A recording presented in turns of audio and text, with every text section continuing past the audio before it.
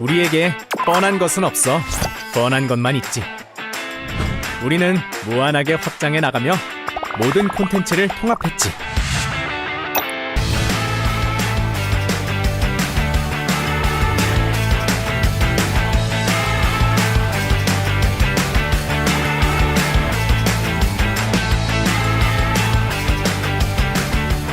디지털 영역 전반에 걸친 강력한 크리에이티브로 다양한 분야의 기회를 창출하고 성공을 이끌어냈어. 끊임없이 성장하고 있는 토탈 콘텐츠 프로바이더. 우리가 누구냐고?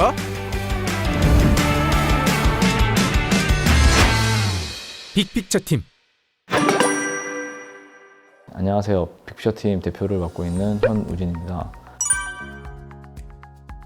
흔히들 이야기하는 디지털 에이전시, 디지털 광고 대행사를 본업으로 하고 있고요. 그것 외에도 이제 디지털 컨텐츠라고 하면은 할 수 있는 거의 모든 사업 영역을 직접 운영하고 있는 회사입니다. 보통은 디지털 대행사가 하지 않는 게임 개발이나 퍼블리싱도 직접 하고 있고요. 그리고 애니메이션 제작이나 영상 스튜디오도 직접 운영을 하고 있습니다.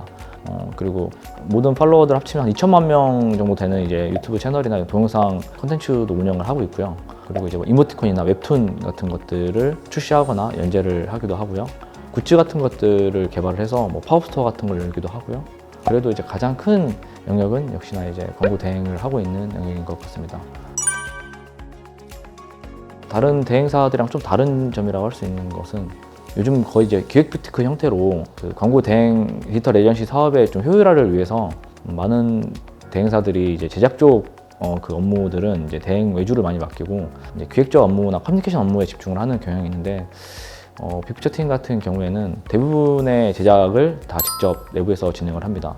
꽤 큰 이제 디지털 대행사들도 포기하고 있는 영상 스튜디오 같은 경우도 저희는 직접 운영을 하고 있고 영상 팀이나 이제 프로덕션도 직접 운영을 하고 있습니다. 요즘 이제 많이 하고 있는 세계관이나 캐릭터 마케팅, 캐릭터 세계관 캠페인 같은 것도 자체에서 직접 애니메이터들과 디자이너 그리고 캐리커처들을 이용해서 진행을 하고 있고요.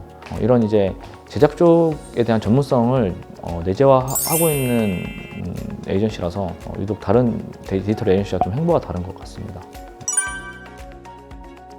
조그마한 광고 대행사에 입사를 했습니다. 한 2년 정도, 1년 6개월 정도 이제 일을 하다가 그냥 혼자서 좀 독립해서 해야겠다. 꽤 이제 높은 연봉도 받고 인정도 받고 그러긴 했는데 그 이제 강남역 5번 출구 쪽에 있는 회사였어요. 거기 이제 강남 우성아파트라는 아파트가 있는데 이제 항상 이제 외부에서 미팅하고 이제 들어가면 이제 아파트가 보이는데 그 아파트가 굉장히 낡았어요.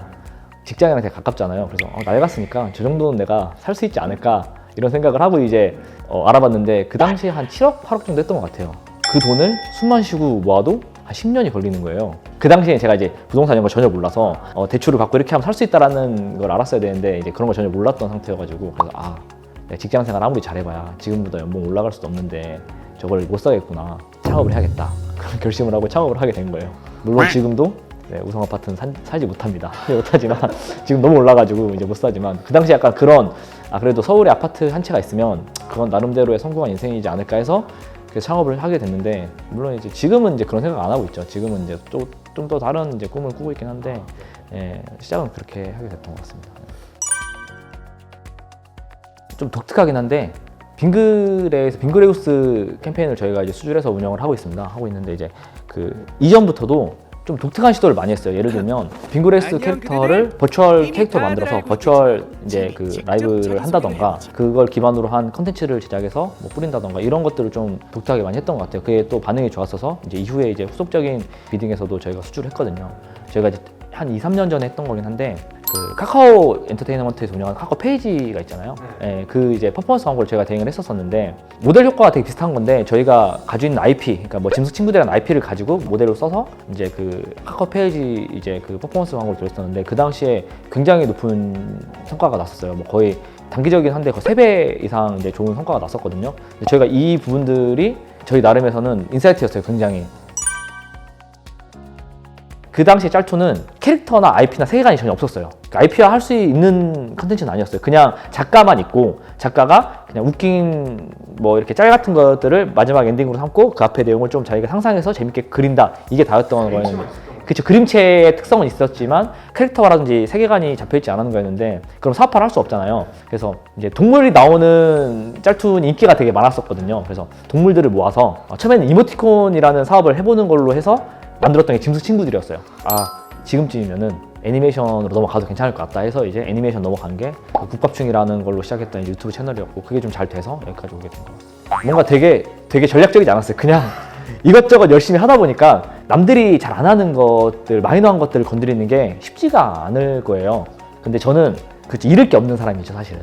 뭘 해도 상관없는 거예요. 그냥 일단은 열심히 해서 성공을 하자. 나중에 박수를 쳐주겠지. 약간 이런 마인드로 하다 보니까 남들이 쉽게 시도하지 않았던 것들을 그냥 막 해볼 수 있었던 것 같아요. 그러다 보니까 그냥 뭔가 새로운 것을 하는 데 있어서 그냥 두려움이 딱히 없었던 것 같아요. 2022년도, 3년도는 유사성이 대세를 가져가는 컨텐츠 흐름이었던 것 같아요. 그러니까 그 일종의 공식이죠. 뭐 예를 들면 요새는 뭐 그 웹봉트 같은 게 봉트가 잘 먹힌다더라, 아니면 몰래 카메라가 잘 먹힌다, 이런 식이 되면 그거를 다 따라 했어요. 어떻게 보면 보고용 느낌의 컨텐츠들이 너무 많았어요. 요즘에 이런 거 유행합니다. 그러니까 이런 거 하시면 좋습니다. 뭐 이런 식이었지. 그 브랜드를 뭔가 되게 철저하게 분석을 하고 그 브랜드가 계속해서 가져가야 될 컨셉을 제시해서 그걸로 쭉 밀어내는 형태의 컨텐츠들이 되게 부재했었거든요.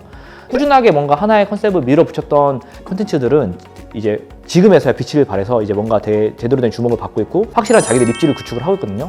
근데 이런 레퍼런스에 대한 분석을 저는 이제 업계에서 충분히 할 수 있을 거라고 생각을 해요. 그럼 이제 이후에 이제 각 기업이나 브랜드 담당자들이 그런 방향성을 정하잖아요. 결국에 대행 에이전시들이 할 수 있는 역할은 그들이 정한 방향성이 좋다 나쁘다, 그리고 훨씬 더 효과적으로 할 수 있다 없다를 뭐 조언하고, 그리고 그들이 원하는 것들을 진행하는 거밖에 못해요, 사실은 요즘 트렌드상. 그걸 뭐 저희가 막 새로운 컨셉을 막 제안해가지고 뒤집었고 이런 것들은 되게 제한적이거든요. 근데 그렇게 하지 않고 그 기업이나 브랜드에서 원하는 것들을 하는 게 문제가 없는 이유는 그들도 굉장히 많은 그런 부분에서 이제 스터디를 하기 때문에 틀린 답을 내놓는 경우가 거의 없어요. 근데 이제 그렇게 스터디가 된다고 하면 이제 각 브랜드 담당자나 기업 담당자들이 이제 이런 식의 어떤 운영 제안이나 캠페인 제안을 저는 할 거라고 보고, 그런 콘텐츠가 이제 2024년 이후부터는 주류가 되지 않을까 생각을 하고 있습니다. 결국에 저는 광고 대행 사업을 광고 대행이라고 보지 않고 사업 대행이라고 생각하고 보거든요. 그러니까 어떤 특정 브랜드나 기업의 사업을 저희가 대행해 준다라는 관점에서 접근을 하고 있어요. 그래서 뭐 어떨 때는 컨설턴트가 되기도 하고, 어떨 때는 그들이 원하는 것들을 제작해주는 제작 대행사가 되기도 하고, 어떨 때는 그들의 매체를 대행해주는 이제 미디어 대행사가 되기도 하고, 어떨 때는 그들의 기획을 도와주는 기획 대행사가 된다고 생각을 해요. 그래서 궁극적으로는 광고 대행 영역은 저부가가치 사업이라고 생각해요. 하지만 그들이 안정적으로 힘들게 벌어온 돈을 고부가가치 사업으로 투자하고, 그걸 통해서 회사의 어떤 밸류나 회사의 수익성이나 뭐 그 사업 모델을 크게 키우면 나는 이 일을 계속 하는데 우리 회사는 돈을 많이 벌어서 내가 나중에 얻어갈 수 있는 베네핏이 굉장히 커서 어디 이직하지 않고 그냥 계속 이 일만 해도, 내가 좋아하는 일만 해도 나는 내 미래가 걱정되지 않는 그런 회사에 다니고 있다라는 것들을 생각할 수 있게 하는 게 일단 제가 생각하고 있는 가장 큰 비전이자 꿈이에요. 가능성이 굉장히 높아지고 있습니다, 조금씩. 예.